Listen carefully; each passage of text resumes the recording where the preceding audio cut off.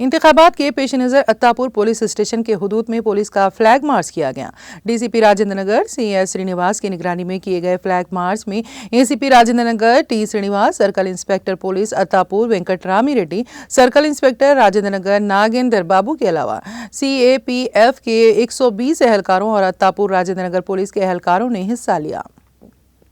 General election के बारे में हम लोग आज सीएपीएफ और लोकल पुलिस और टीएसएसपी के मिला के पूरे 125 आर्मी पुलिस पर्सन के जो इधर हसन नगर में जमा होके फ्लैग मार्च करने के लिए और वोटर्स को कॉन्फिडेंस देने के लिए हम लोग फ्लैग मार्च करें।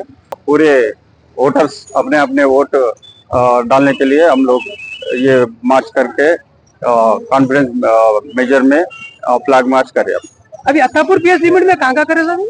अभी अत्तापुर में इससे पहले वो 9 नंबर और चिंतलमेट में करे और आज हसन नगर में करे और आगे भी कितने?